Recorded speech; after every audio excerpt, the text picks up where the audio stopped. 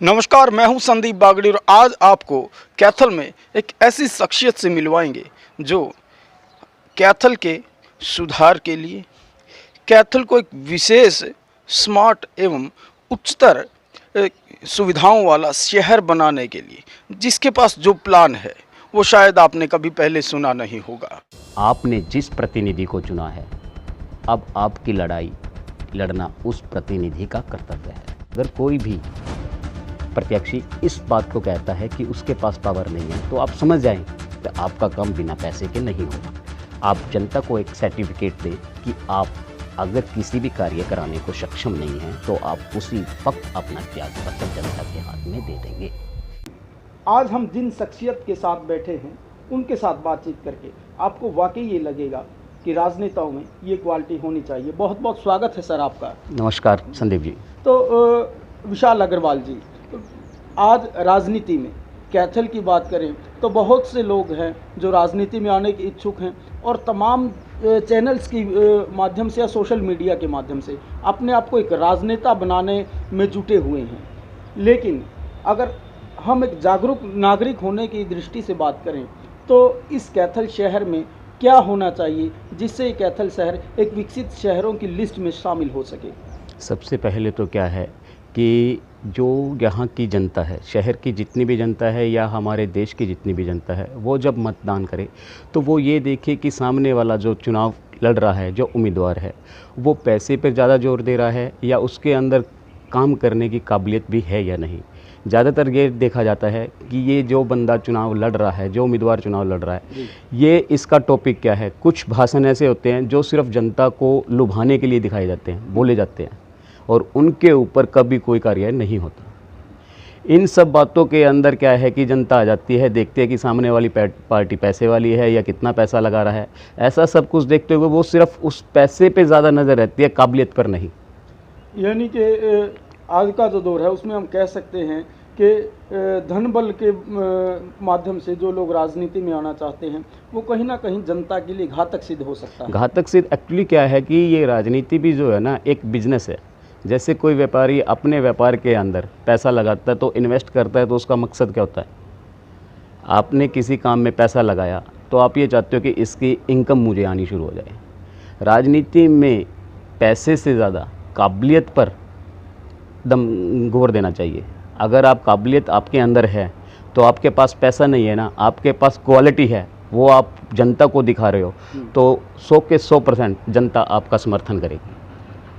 अगर हम राजनेता की दृष्टि से देखें तो कैथल शहर में नगर पालिका के माध्यम से तो किस प्रकार के काम होने चाहिए, किस प्रकार एक जो जनता का चुना हुआ नुमाइंदा है किस प्रकार करवा सकता है? क्योंकि अगर आज की दृष्टि से देखा जाए या पुरानी परंपरा देखी जाए तो नगर परिषद कैथल में बहुत से काम ऐसे हैं जनता चक्कर काट कर थक जाती है, लेकिन उसकी जेब जब तक गर्म ना हो, जब तक उसकी जेब भारी ना दिखे, तब तक उसका काम बनता नहीं है। इस बारे में क्या विचार है? ये सिर्फ हम आम लोगों की गलतियों के कारण की वजह से ही ये इन लोगों को, ऐसे लोगों को इतना बढ़ावा मिलता है।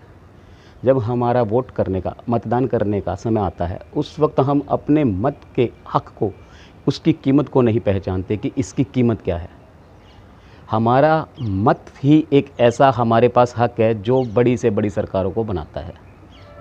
चुनाव लड़ने से पहले वो हमारे आगे हाथ जोड़ते हैं और चुनाव जीतने के बाद हमें 5 साल तक उनके आगे हाथ जोड़ना पड़ता है।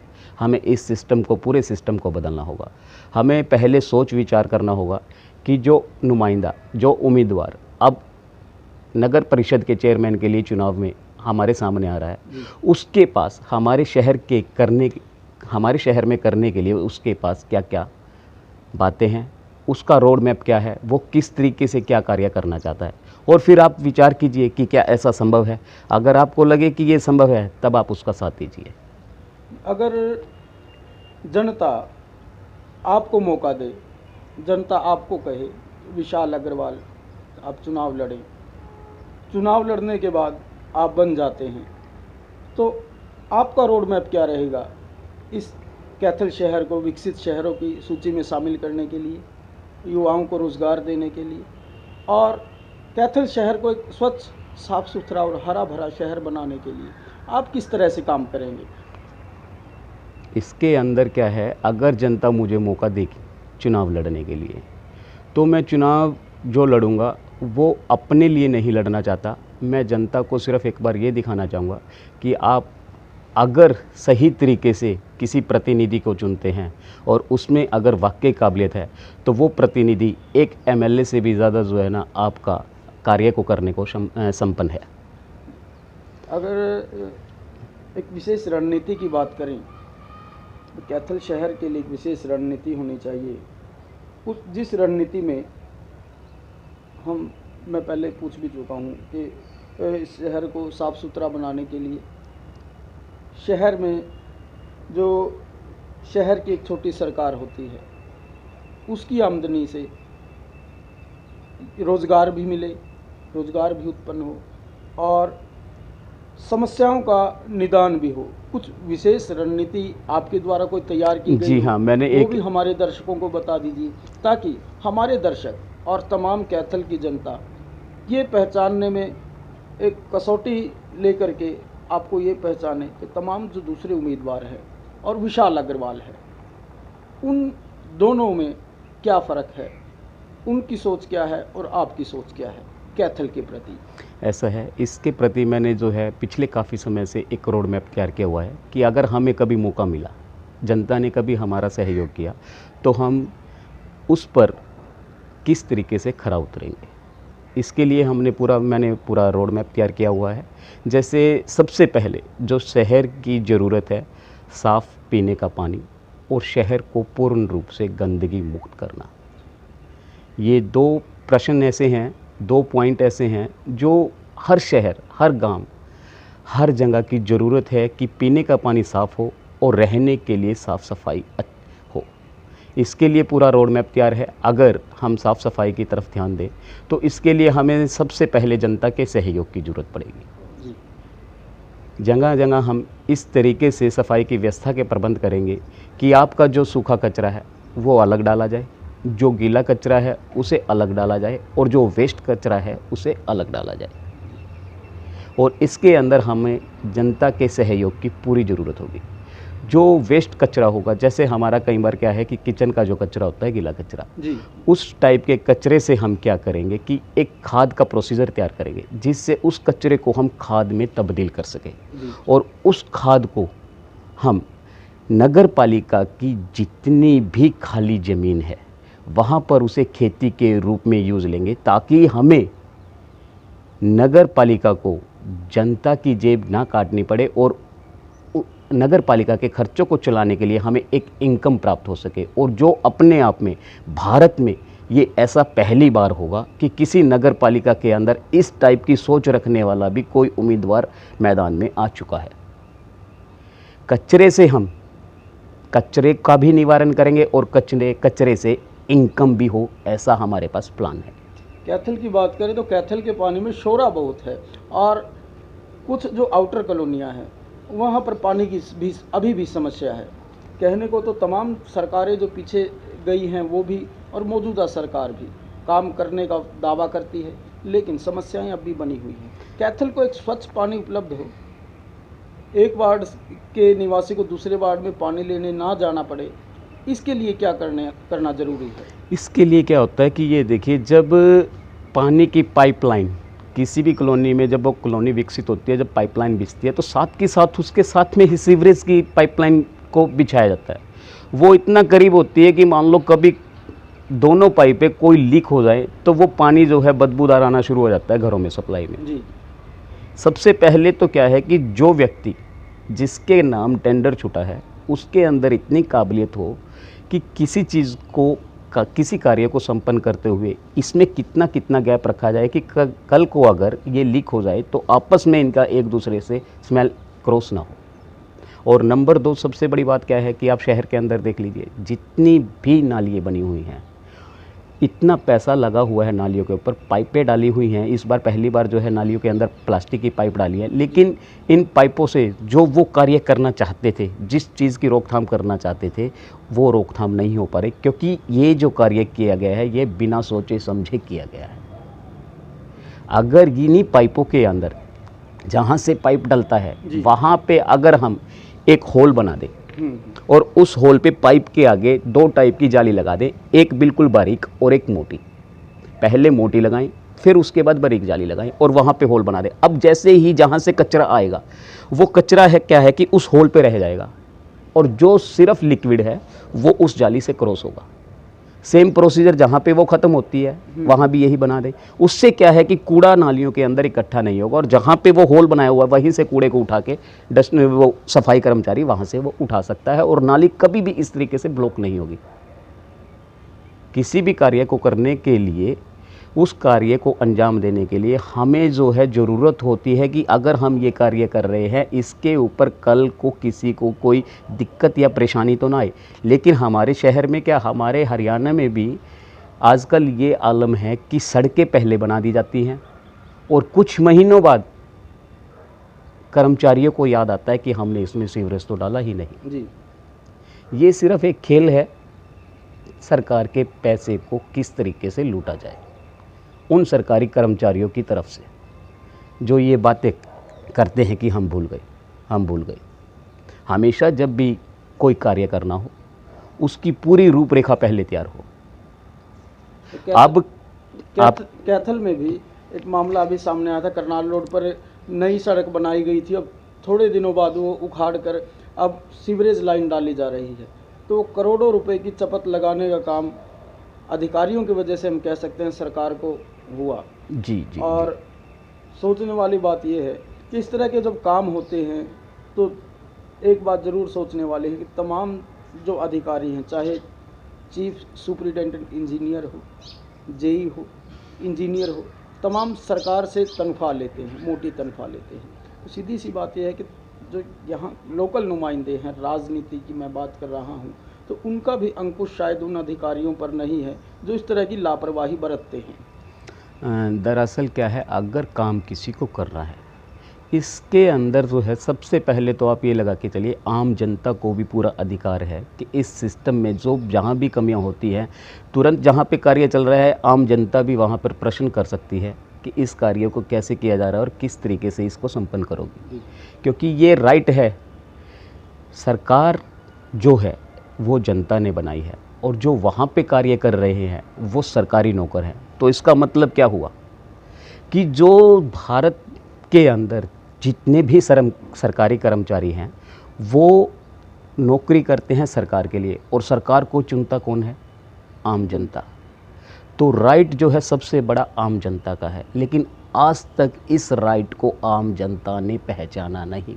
किसी भी कार्य को करवाने के लिए मजबूरी में आम जनता जो है सरकारी कर्मचारी के आगे हाथ जोड़ती है, जबकि ये उनका राइट नहीं है। सरकारी कर्मचारी के आगे आप हाथ क्यों जोड़ रहे हो? आपका काम करने के लिए सरकारी कर्मचारी सरकार से अच्छी तनख्वाह पाता है। अगर आपका वो कार्य निर्धारित समय पे ना करे तो आप उसके खिलाफ आवाज़ उठाइए, जो जनता हमारी बिल्कुल भी नहीं करती। मैं इन्हीं सभी चीज़ों को जनता के सामने लेकर आ रहा हूँ कि मैं, अगर आप मुझे अपना प्रतिनिधि चुनते हैं तो मैं आपके लिए क्या क्या कर सकता हूँ। सबसे पहली बात, जैसे मैंने पानी और सफाई के लिए की, उसके बाद क्या है कि नगर पालिका के अंदर जितना भी करप्शन है, जितनी भी रिश्वत है, जितनी भी दलाली है, इन सब को बाहर का रास्ता दिखाया जाएगा जी। नगर पालिका में प्रत्येक कार्य किस किस कमरे में क्या क्या हो रहा है, उसकी पारदर्शिता के लिए नगर पालिका के प्रत्येक कमरे के अंदर सीसीटीवी कैमरे लगाए जाएंगे, और नगर पालिका के बाहर चौक के ऊपर एक बड़ी सी एलईडी स्क्रीन लगाकर वहाँ पर ये दिखाया जाएगा कि जो आपके काम करने वाले नगर पालिका के अधिकारी हैं वो खाली चाय की चुस्कियाँ ले रहे हैं, आपस में गपशप कर रहे हैं, या वो वास्तव में जनता का कार्य कर रहे हैं। पहले तक जितना हो चुका, लेकिन आने वाला समय सरकारी कर्मचारी के लिए, नगर पालिका के सरकारी कर्मचारियों के लिए अगर जनता मेरा साथ देती है तो बहुत ही मुश्किल होने वाली है जी। तो इसमें हम हमारे दर्शकों को बताना भी चाहेंगे, विशाल अग्रवाल जी ने जो बात कही है, तमाम राजनेता जीतने के बाद पूरी शक्तियां सेंट्रलाइज कर लेते हैं कि मैं ही कर सकता हूं। यहाँ ये जनता को जागरूक कर रहे हैं कि जनता भी इसमें पूरी भागीदार है सरकार बनाने में, तो जनता भी सवाल कर सकती है। तो हमारे दर्शक इस बात पर ज़रा गौर करें। विशाल अग्रवाल जी ने बहुत अच्छी बात की है, तो जनता को समझनी चाहिए। तो विशाल अग्रवाल जी, अगर बात आज के चुनाव की बात करें, आप अगर चुनाव लड़ते हैं, जनता आपका साथ देती है, तो कैथल में बहुत से ऐसे बाहुबली भी हैं जो पैसे के दम पर चुनाव लड़ेंगे, तो आप उनका मुकाबला कैसे कर पाएंगे? अगर जनता पूर्ण रूप से विशाल अग्रवाल को प्रतिनिधि के रूप में देखना चाहती है और वो उनका साथ देती है, तो विशाल अग्रवाल उन सभी जनता को इस बात का यकीन दिलाते हैं कि वो उनके हक के लिए लड़ेंगे।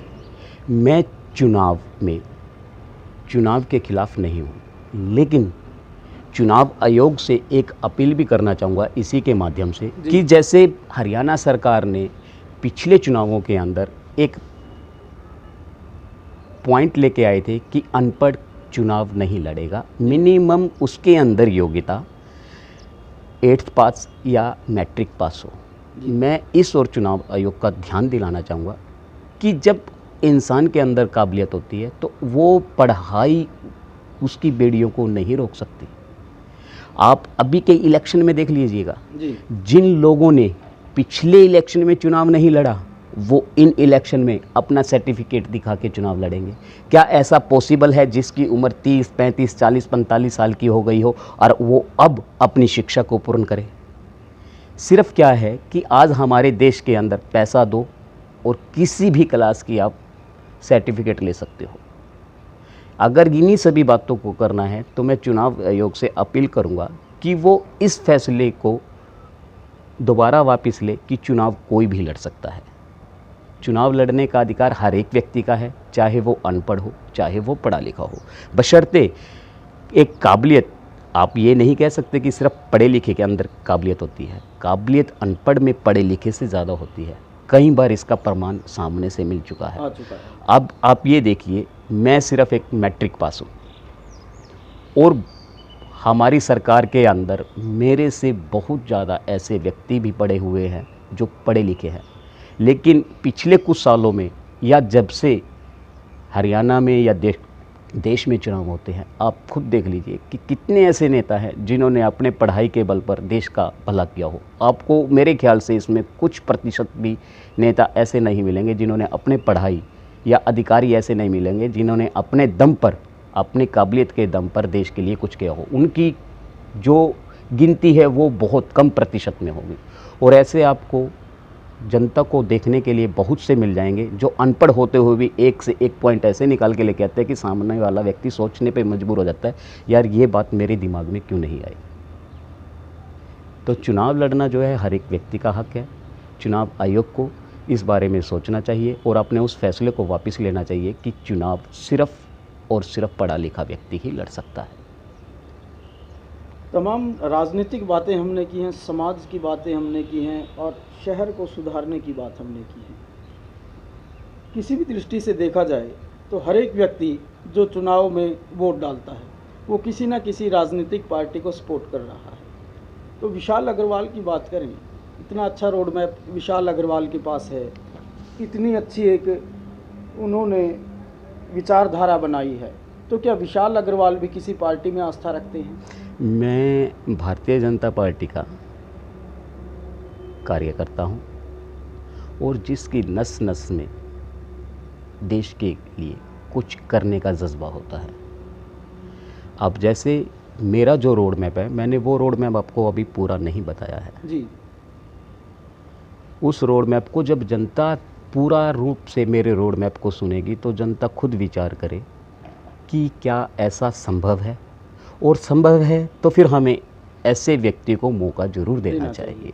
सबसे बड़ी बात क्या है कि जैसे हमने पारदर्शिता को दिखा दिया कि हम किस तरीके से पारदर्शिता लाएंगे जी। और उसके बाद नगर पालिका में जितने भी टेंडर नगर पालिका के द्वारा छोड़े जाएंगे उन सभी टेंडर और टेंडर लेने वाले ठेकेदारों की सूची भी आम जनता को पता होगी कि ये टेंडर इस व्यक्ति के नाम छूटा है और इस टेंडर पे इतने पैसे का ये टेंडर है और इस टेंडर में ये मटेरियल लगना है। इतनी पारदर्शिता आज तक किसी ने नहीं दिखाई, सिर्फ लीपापोती हुई है और इसके अलावा कुछ भी नहीं हुआ। नंबर 2, नागरिक जब नगर पालिका के अंदर आते हैं जन्म प्रमाण पत्र, मृत्यु प्रमाण पत्र और मैरिज सर्टिफिकेट के लिए उनको दफ्तर के बार बार चक्कर काटने पड़ते हैं। अब आगे से अगर आप मुझे चुनते हैं तो उसके बाद ऐसा नहीं होगा। सोमवार से शुक्रवार तक 5 के 5 दिन ये सभी कार्य हर दिन होंगे। ऐसा नहीं है कि बुधवार और वीरवार को होगा, नहीं, ये सभी कार्य, जनता के कार्य 5 के 5 दिन होंगे।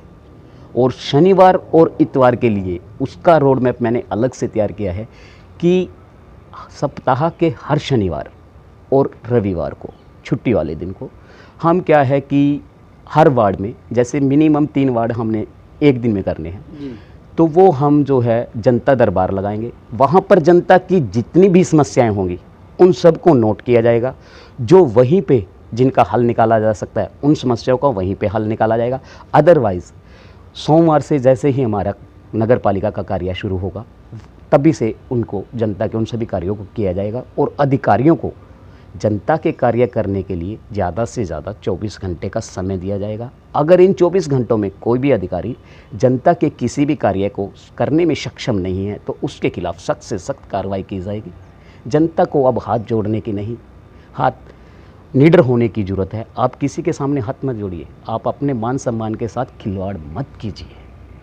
आपका राइट है, आप सरकारें बनाते हो, आप किस लिए किसी के आगे हाथ जोड़ते हो? आप अपने मान सम्मान के साथ कतई खिलवाड़ मत कीजिए।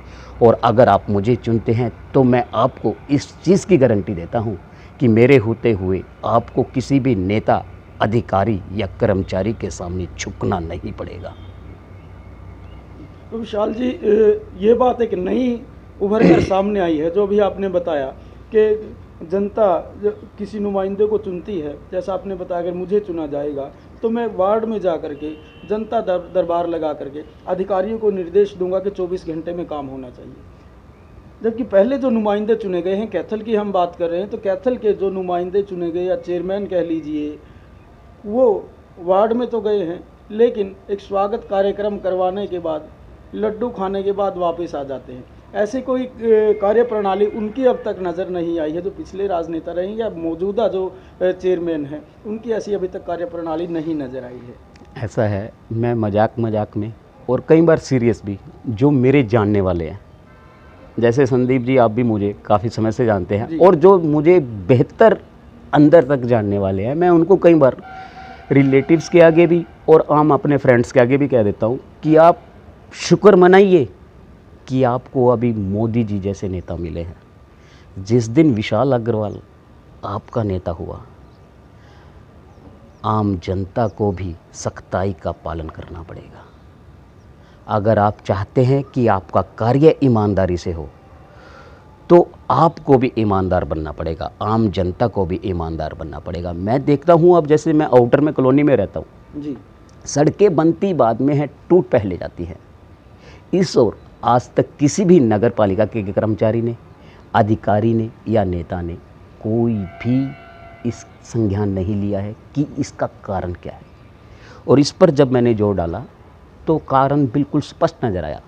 सड़क के साइड में जितने भी प्लाट खाली हैं, सबसे बड़ा कारण एक तो ये है कि मिट्टी खिसक जाती है और उस पर जब भी कोई भारी व्हीकल चलता है तो वो सड़क टूट जाती है। और नंबर 2, उससे भी बड़ा जो कारण है, जिस रेट में वो टेंडर छूटा है वो पूर्ण राशि उस सड़क के ऊपर या उस निर्माण के ऊपर नहीं लगती। अगर मैं पब्लिक के बीच में आया, नुमाइंदा बनकर आया, नगर पालिका के अंदर आएंगे, तो उसके बाद हमारा ये फ़र्ज़ होगा कि अगर हम आउटर कॉलोनियों के अंदर सड़कों का निर्माण करते हैं तो सबसे पहले हमारा आदेश, जिनके भी खाली प्लाट पड़े हैं वो अपने खाली प्लाट को सड़क के द्वारा तक उसे उस हालत में लेके आएँ, उसका भरपाई करें, उसके अंदर मटेरियल को डलवाएं कि उससे सरकारी सड़क को कोई नुकसान ना पहुँचे। अगर ऐसा कोई भी व्यक्ति जिसकी वजह से सरकार की बनाई हुई संपत्ति को नुकसान पहुंचता है तो उसके खिलाफ भी एक्शन लिया जाएगा। ऐसा नहीं है कि एक्शन सिर्फ सरकारी कर्मचारी के खिलाफ होगा, जो गलत चलेगा उसके खिलाफ एक्शन लिया जाएगा, चाहे वो आम जनता हो, चाहे वो सरकारी कर्मचारी हो, चाहे वो मैं हूँ, चाहे वो नेता हो। एक्शन हर एक के खिलाफ होगा। बात भी ठीक है। जिस प्रकार आपने कहा कि जनता को भी जागरूक होना पड़ेगा। हिरोशिमा और नागासाकी 2 ऐसे शहर थे जो बिल्कुल तबाह हो गए थे परमाणु विस्फोट होने के बाद। वहाँ की जनता ने देशभक्ति दिखाई और कर्मचारियों ने अपना काम ईमानदारी से किया, तो आज वो विकसित देशों में शामिल है और काम कर रहे हैं। तो इसी प्रकार से कैथल की जनता को भी काम करना पड़ेगा, इसमें सहयोग पूरा देना पड़ेगा, तभी जाकर आप कह रहे हैं कि इसका जो विकास हो सकता है, कैथल एक अग्रणी क्षेत्रों में शामिल हो सकता है। एक बात और था कि कैथल क्या हमारे देश की जनता को अपने मत के अधिकारों का पता ही नहीं है। अब आप और मुझे आम आदमी को ले लीजिए, हमें किसी भी कार्य को करना है, सपोज कीजिए कि हमें लोन की ज़रूरत है, हमें कितनी प्रक्रियाओं से गुजरना पड़ता है, हमें दिखाना पड़ता है कि एक हम ईमानदार हैं, हम लोन को भरने के लिए सक्षम हैं, हम डिफ़ॉल्टर नहीं हैं। इसके लिए हमें कितना कुछ करना पड़ता है। लेकिन क्या आप लोगों ने कभी गौर किया, जनता ने कभी गौर किया कि जनता के समक्ष जो उम्मीदवार चुनाव लड़ने के लिए आते हैं वो गारंटी के रूप में अपना क्या आपके आगे प्रमाण पत्र देते हैं कि वो ईमानदार है। अब से जनता जागरूक हो जाए, उम्मीदवार को भी एक सर्टिफिकेट देना होगा, जीतने के बाद अगर वो अधिकारी प्रत्याशी अगर ये कहता है कि मेरे पास आपका कार्य करने के लिए पावर तो है लेकिन ऊपर से मेरे पास कुछ नहीं आ रहा, इसका मतलब क्या है? जब जनता ने आपको चुनाव जिता दिया है और उसके बाद आप ये कह रहे हो कि मैं आपके लिए कुछ नहीं कर सकता, मेरे पास पावर नहीं है। आपके पास पावर है जब आपके शहर की, आपके वार्ड की जनता ने आपका साथ दिया है। वो जनता की पावर आपकी अपनी पावर है, आप उसका यूज़ कीजिए। अगर कोई भी प्रत्याशी इस बात को कहता है कि उसके पास पावर नहीं है तो आप समझ जाएं कि या तो वास्तव में इसके पास पावर नहीं है या फिर आपका काम बिना पैसे के नहीं होगा। अगर दोनों ही स्थिति के अंदर अगर कोई भी बात है तो सामने वाला प्रत्याशी आपके वोट का हकदार नहीं है।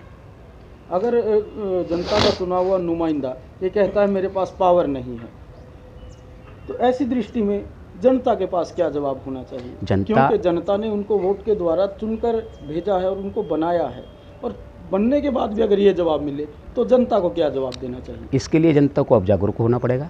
प्रतिनिधि से एक सर्टिफिकेट लेना होगा जिसके अंदर स्पष्ट रूप से लिखा होगा कि अगर वो आपके कार्य करने के अंदर काबिलियत उसमें नहीं है, क्षमता नहीं है या उसको कहीं से मदद नहीं मिल रही है, तो जनता उसको उसी वक्त कुर्सी से उतार सकती है और अपने किसी दूसरे प्रतिनिधि को चुन सकती है, ताकि काम करवाने में जो जनता के कार्य कराने के अंदर सक्षम हो, ताकि वो 5 साल जनता के ऐसे वेस्ट ना जाएँ। अब कल को अगर जनता मुझे चुनती है और मैं ये कह देता हूँ कि मुझे ऊपर से कोई सहायता नहीं मिल रही या मैं दूसरी पार्टी का हूँ, ऊपर दूसरी पार्टी है, तो भाई ये चुनाव लड़ने से पहले क्यों नहीं देखते आप लोग कि ऊपर दूसरी पार्टी है और आप नीचे दूसरी पार्टी के हो? ये चुनाव लड़ने से पहले भी देखा जा सकता है। अगर चुनाव लड़ना है तो पूरी ईमानदारी से लड़िए, पूरी योग्यता से लड़िए, पूरी काबिलियत से लड़िए। आपने जनता से जो वादे किए हैं उन जनता के पूरे वादों को उनको पूरा कीजिए। एक ऐसा पेपर आप जनता को एक सर्टिफिकेट दें कि आप अगर किसी भी कार्य कराने को सक्षम नहीं हैं तो आप उसी वक्त अपना त्याग पत्र जनता के हाथ में दे देंगे या जनता आपको जबरन उस कुर्सी से उतार सकती है। अब जनता को जागरूक होना पड़ेगा, उम्मीदवार से भी उनसे प्रमाण पत्र लेना होगा कि आप हमारे कार्य कराने में सक्षम नहीं है। फिर आप देखिए ये देश प्रगतिशील देशों में शुमार हो जाएगा। इस देश का कोई देश मुकाबला नहीं कर पाएगा।